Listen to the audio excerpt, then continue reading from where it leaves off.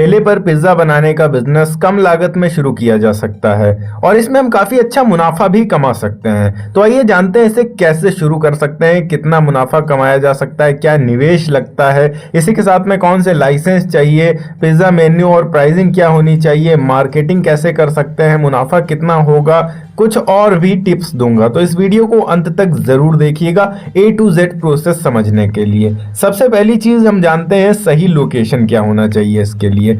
इससे पहले ये ध्यान रखिए, वीडियो में टोटल 7 पॉइंट्स है, तो इन 7 पॉइंट को अच्छे से जरूर समझिएगा।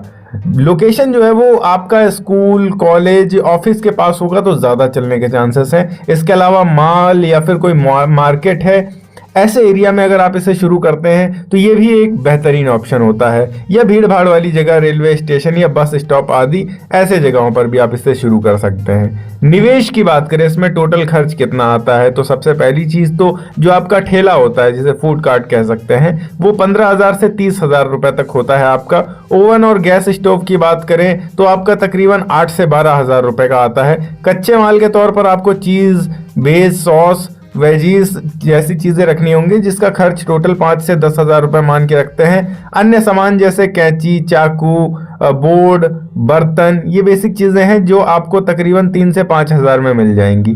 पैकेजिंग के लिए आपको आइटम रखने पड़ेंगे तो ये 2 से 4,000 रुपए मान के रख लेते हैं। लाइसेंस और परमिट का आपका खर्च टोटल 3 से 5,000 रुपए आता है। तो कुल निवेश आपका इसमें 40 से 70,000 रुपए तक होता है। लाइसेंस की बात करें तो सबसे पहली चीज FSSAI का लाइसेंस चाहिए होगा, क्योंकि ये खाद्य पदार्थ है तो ये कंपलसरी है। दूसरी चीज, नगर निगम से स्ट्रीट वेंडर लाइसेंस आपको लेना पड़ेगा, क्योंकि अगर आप ठेला भी लगाते हैं तो आप अपने नगर निगम प्राधिकरण के अंतर्गत आएंगे, तो इसके लिए ये महत्वपूर्ण होता है। इसके अलावा LPG सिलेंडर यूज कर रहे हैं तो NOC लेनी होगी आपको, ताकि कोई भी हादसा ना हो। हालांकि इसकी कोई खास जरूरत नहीं होती है, बट ये होगा तो लीगली आप स्ट्रांग रहेंगे।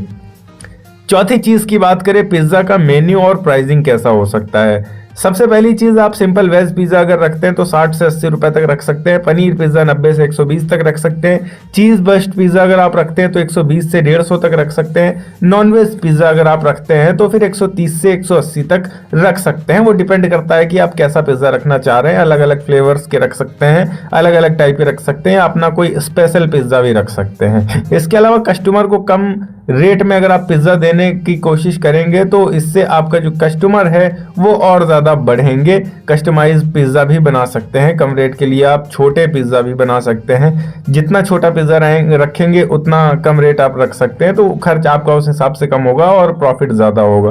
पांचवी चीज़ की बात करते हैं, इसकी मार्केटिंग कैसे की जा सकती है। सोशल मीडिया प्लेटफॉर्म पर अपने बिजनेस को प्रमोट कर सकते हैं। इसके अलावा पहले कुछ दिनों तक आप डिस्काउंट ऑफर दे सकते हैं, फ्री सैंपल देकर टेस्टिंग करवा सकते हैं। फूड डिलीवरी ऐप्स जैसे जोमेटो, स्विगी पर अगर आप लिस्टिंग करते हैं तो इससे आपको काफ़ी अच्छे ऑर्डर्स आना शुरू हो जाते हैं।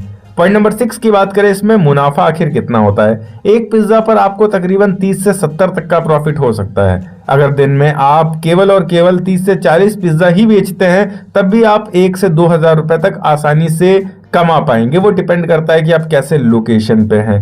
महीने का मुनाफा आपका 30 से 50,000 रुपए तक भी आसानी से जा सकता है। अगर हम बात करें कुछ खास और ज़रूरी टिप्स की, तो हाई क्वालिटी चीज़ और ताज़ी सब्जियों का इस्तेमाल करें। कस्टमर की डिमांड के हिसाब से वैरायटी भी आप बढ़ा सकते हैं। इसके अलावा साफ सफाई का खास ध्यान दें, क्योंकि इसी को देखकर लोग आपके पास आते हैं। इसके अलावा आप अलग अलग पेमेंट मेथड्स रख सकते हैं, लाइक फ़ोन पे, गूगल पे। ये बेसिक चीज़ें हैं, ये तो होना कंपलसरी है आज के टाइम में। इसके बिना आप कुछ नहीं कर सकते हैं आज के टाइम में, क्योंकि आज के टाइम में लगभग 50% ऐसे लोग हैं, 50 क्यों हम कहेंगे 70% समथिंग ऐसे लोग हैं जो ऑनलाइन पेमेंट करते हैं। तो ये बहुत ज़्यादा महत्वपूर्ण हो जाता है आपके लिए। इसके साथ में आप ये भी ध्यान रखें कि अगर आप अपने पिज्ज़ा का जो स्टॉल है उसको किसी एक फिक्स जगह पे लगाते हैं तो आप अपने इस स्टॉल को गूगल पे लिस्ट भी करवा सकते हैं, जिससे आपकी डिमांड जो है वो और ज़्यादा बढ़ जाएगी। आसपास अगर कोई पिज्ज़ा शॉप नियर मी करके या पिज्ज़ा स्टॉल नियर मी करके सर्च करता है तो आपका जो स्टॉल है वो सजेशन में आएगा उनके, और इस तरीके से आपके मार्केट के बढ़ने के चांस काफ़ी ज़्यादा बढ़ सकते हैं। तो ये एक छोटी सी वीडियो है कि किस तरीके से आप इसी तरीके से पिज्ज़ा का बिजनेस शुरू कर सकते हैं और बहुत ही बेहतरीन मुनाफा कमा सकते हैं। अगर वीडियो अच्छी लगी हो तो वीडियो को लाइक करके चैनल को सब्सक्राइब जरूर कर दीजिएगा। मैं मिलता हूं आपको नेक्स्ट वीडियो में एक नए टॉपिक के साथ। तब तक के लिए जय हिंद, वंदे मातरम।